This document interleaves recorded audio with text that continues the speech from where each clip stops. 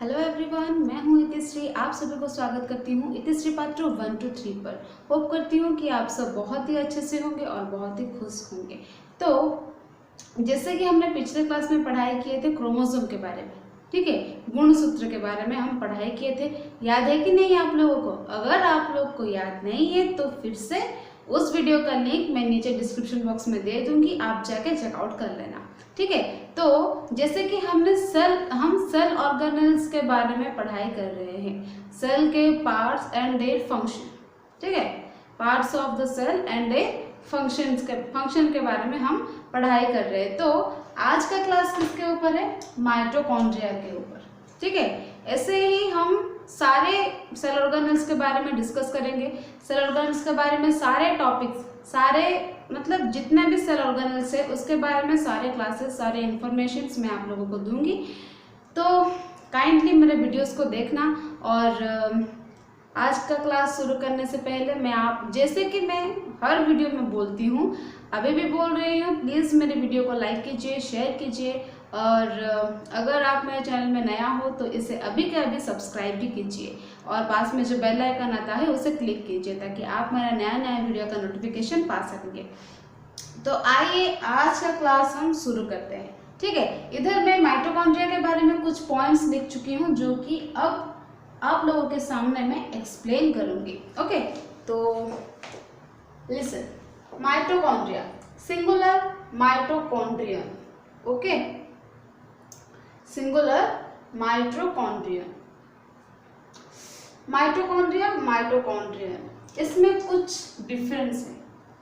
इस दोनों वर्ड में कुछ डिफरेंस है, मीनिंग सेम है, ठीक है, इस दोनों वर्ड का मीनिंग सेम है, लेकिन इन दोनों का प्रोनाउंसिएशन में कुछ डिफरेंस है।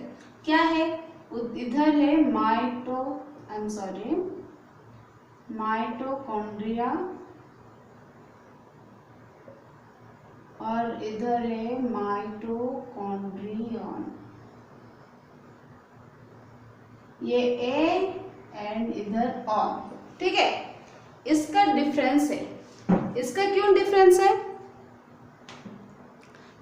तो आइए देखते हैं कि इधर तो माइटोकॉन्ड्रिया है, तो ये माइटोकॉन्ड्रियन क्या है, ठीक है। आप लोगों के दिमाग में क्वेश्चंस आ रहा होगा, तो बेफिक्र हो जाइए, मैं हूं आप लोगों के लिए। मैं आप लोगों का सारे डाउट्स में क्लियर कर दूंगी, ठीक है।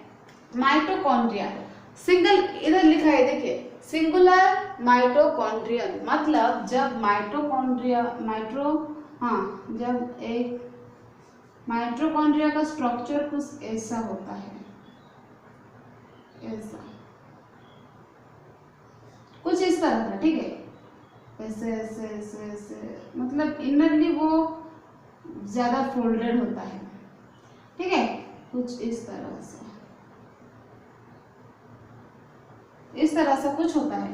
तो सिंगल को बोलते हैं mitochondrion and group of mitochondrion is known as mitochondria, ठीक है।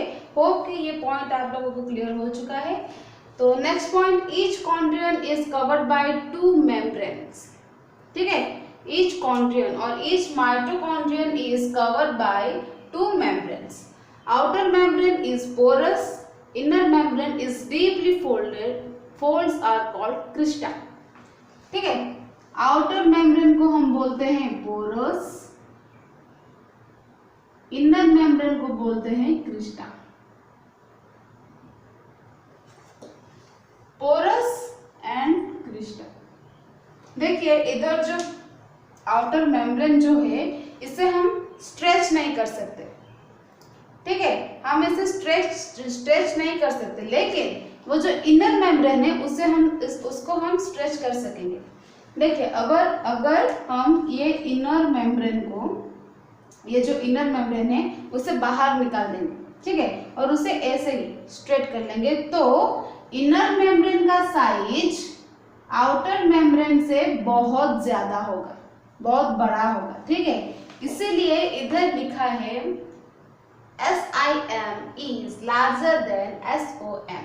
आप लोगों के दिमाग में अभी भी क्वेश्चन आ रहा होगा कि ये SIM एंड SOM का मीनिंग क्या है, उसका फुल फॉर्म क्या है, याद रखने के लिए मैंने ऐसा लिख लिया है। SIM का क्या है, surface of inner membrane. Okay, तो आप लोगों को पता चल गया होगा SOM का मीनिंग क्या है और फुल फॉर्म क्या है, सरफेस ऑफ आउटर मेम्ब्रेन। ठीक है, जैसे कि इधर मैंने बोला कि अगर हम इस इनर मेम्ब्रेन को बाहर निकाल देंगे और उसे स्ट्रेच करेंगे तो ये जो आउटर मेम्ब्रेन है ना, उसका साइज से भी ये इनर मेम्ब्रेन का साइज बहुत बड़ा होगा, इसीलिए इधर लिखा है सीन इज लार्जर देन सॉम, मतलब surface of inner membrane is larger than surface of outer membrane. Okay, hope कि ये 4 पॉइंट आप लोगों को क्लियर हो चुका है। Next point, they have their own DNA and ribosomes. ठीक है, they have their own DNA and ribosomes, ये लोग उनका प्रोटीन खुद ही सिंथेसाइज करते हैं। ठीक है, सेल में एक ऐसा सेल ऑर्गेनेल है ये जिसके पास उसका खुद DNA है। ठीक है, जिसके पास उसका खुद का DNA है। ओके, तो ये सब पॉइंट आप लोगों को समझ में आ गया होगा, आई होप। अगर आप लोगों का कुछ डाउट्स है तो प्लीज मुझे कमेंट सेक्शन में कमेंट कीजिए। नेक्स्ट क्या है, फंक्शन ऑफ माइटोकॉन्ड्रिया। ठीक है, फंक्शन ऑफ माइटोकॉन्ड्रिया, एक तो मैं बोल रही हूँ, इसे आप लोग स्टार मार्क दे देना। सॉरी, मुझसे डायग्राम अच्छे से नहीं हुआ, इसे स्टार मार्क दे देना। ये जो पॉइंट है कुछ मेन पॉइंट्स। ठीक है, कुछ main points. Okay, mitochondria is the powerhouse of cell. ठीक है, अब अगर हम कुछ काम करेंगे, कुछ ज्यादा ही काम करेंगे, मतलब लिमिट से ज्यादा, ठीक है, हद से ज्यादा आज हम काम करेंगे तो हमें एनर्जी चाहिए कि नहीं, या फिर मतलब सुबह जो नाश्ता किए थे उसमें ही हम 2 दिन रुक जाएंगे? नहीं, हमें नाश्ता चाहिए और हमें खाना चाहिए। ठीक है, एनर्जी के लिए we need food. Okay, we need food for energy, और एनर्जी हमारे बॉडी में लाने के लिए हमें खाना चाहिए, प्रोटीन्स कुछ खाना चाहिए, प्रोटीन ऐसा वैसा कुछ, प्रोटीन्स विटामिन ऐसा कुछ खाना चाहिए हमें। ठीक है, तो जैसे कि मैंने पहले क्लास में बोला था, जब मैं सेल के बारे में पढ़ाना शुरू किया उस क्लास में मैंने बोला था कि cell is the structural and functional unit of life.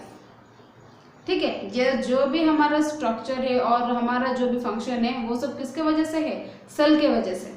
ठीक है, तो अगर सेल इतना सारा काम करेगा तो उसे भी एनर्जी चाहिए कि नहीं। जैसे कि हम इंसान को एनर्जी चाहिए होता है कुछ काम करने के लिए, तो वो तो स्ट्रक्चरल यूनिट है, फंक्शनल यूनिट है, तो उसे तो एनर्जी चाहिए ना, जरूर चाहिए उसे एनर्जी। तो उसको एनर्जी कहाँ से मिलती है, माइटोकॉन्ड्रिया से, इसीलिए माइटोकॉन्ड्रिया को पावर हाउस ऑफ सेल बोलते हैं। Next point, energy is release during oxidation. Oxidation क्या है, माइटोकॉन्ड्रिया में फूड होता है, जैसे कि मैंने बोला कि हमें एनर्जी पाने के लिए फूड चाहिए, we need food for energy. ठीक उसी तरह माइटोकॉन्ड्रिया में जो फूड होता है वो उसे ऑक्सीडाइज करेगा। कैसे ऑक्सीडाइज करेगा, उसको ऑक्सीडाइज करने के लिए वो बाहर से ऑक्सीजन को एक्सेप्ट करेगा। ठीक है, अब सोच लीजिए कि ये है एक माइटोकॉन्ड्रिया। ओके, तो ये जो है ये ऑक्सीजन को एक्सेप्ट किया और अंदर ही एंजाइम्स के हेल्प से, ठीक है, एंजाइम के हेल्प से ऑक्सीडाइज किया। ठीक है, और कार्बन डाइऑक्साइड को निकाल दिया। ठीक है, ये पॉइंट, ये मतलब ये टर्म इससे रिलेटेड है, respiration, cellular respiration. Oxidation and cellular respiration हमें इधर ही पता चल जाएगा। ओके, सेलुलर रेस्पिरेशन तो क्या है, ऑक्सीजन को एक्सेप्ट करना, कार्बन डाइऑक्साइड को रिलीज करना, उसे बोलते हैं रेस्पिरेशन। तो इधर लिखा है through oxidation they do cellular respiration. Oxidation क्या है पता है, मतलब समझ में आ गया है आप लोगों को। एंजाइम एंड ऑक्सीजन के जरिए वो माइटोकॉन्ड्रिया ऑक्सीडेशन करेगा, जिससे वो सेलुलर रेस्पिरेशन भी करता है। ठीक है, next point, energy is used to form ATP molecule. ठीक है, energy is used to form ATP molecule. अब ये एटीपी क्या है, एटीपी का फुल फॉर्म क्या है, देखिए एटीपी का फुल फॉर्म है एडेनोसाइन ट्राइफॉस्फेट। ओके, एटीपी का मतलब क्या है, एडेनोसाइन ट्राइफॉस्फेट।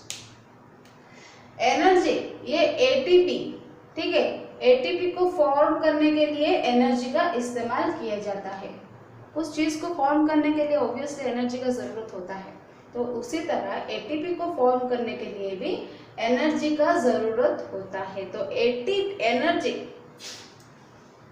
एनर्जी और एटीपी मतलब जिसके वजह से एटीपी मॉलिक्यूल फॉर्म हुआ है। ATP molecule is utilized by cell for the remaining works, मतलब फिजिकल वर्क हो या फिर केमिकल वर्क हो। मैंने बोला ना कि सेल है basic structural and functional unit of life, तो उतने सारे काम करने के लिए उसे भी एनर्जी चाहिए। तो एटीपी मॉलिक्यूल को वो उसके लिए यूज करेगा।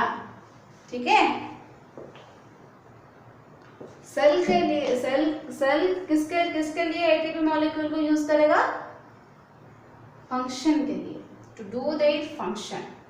ओके, तो इसको भी स्टार मार्क दे दीजिए। ठीक है, इसे भी स्टार मार्क दे दीजिए। कुछ मेन पॉइंट्स, ठीक है, कुछ मेन पॉइंट्स आप लोगों को याद रखना बहुत ही जरूरी है। ठीक है, कुछ मेन पॉइंट्स को याद कीजिए और याद रखिए ऑल्सो। होप करती हूँ कि आप लोग नोट बना रहे होंगे।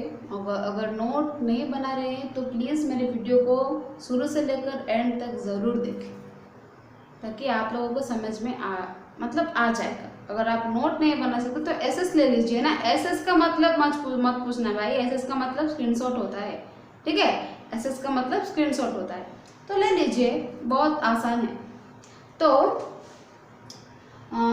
ओके, तो इसमें ख़त्म होता है माइटोकॉन्ड्रिया। जैसे कि मैंने बोला, मैं धीरे धीरे स्टेप बाय स्टेप आप लोगों के लिए सारे सेल ऑर्गेनल्स के बारे में वीडियोस लाके दूंगी आप लोगों को। ठीक है, मतलब उसका स्ट्रक्चर, उसका फंक्शन मैं आप लोगों के सामने एक्सप्लेन करूंगी। तो होप करती हूँ कि आज का ये जो क्लास है आप लोगों को बहुत ही अच्छा लगा होगा और आप लोग कंप्लीटली समझ में, मतलब आप लोगों को कंप्लीटली समझ गए होंगे। तो फिर मिलते हैं एक नेक्स्ट क्लास में, और एक नेक्स्ट क्लास में मैं कुछ इंटरेस्टिंग टॉपिक लेके आऊँगी आप लोगों के सामने। तो तब तक हाँ, मैं अभी नहीं जा रही हूँ, कुछ लाइंस बोलना भी बाकी है। तो प्लीज़, जैसे कि मैंने पहले भी बोला था, अभी भी बोल रही हूँ, प्लीज़ मेरे वीडियो को लाइक कीजिए, शेयर कीजिए एंड सब्सक्राइब कीजिए, और पास में जो बेल आइकन आता है उसे क्लिक कीजिए, ताकि आप मेरा नया वीडियो का नोटिफिकेशन पा सकेंगे। तो अभी मैं फाइनली फ़िलहाल मैं जा रही हूँ अब, तो वीडियो को एंड करते हैं इधर। फिर मिलते हैं नेक्स्ट वीडियो में, तब तक स्टे होम, स्टे सेफ। जय जगन्नाथ।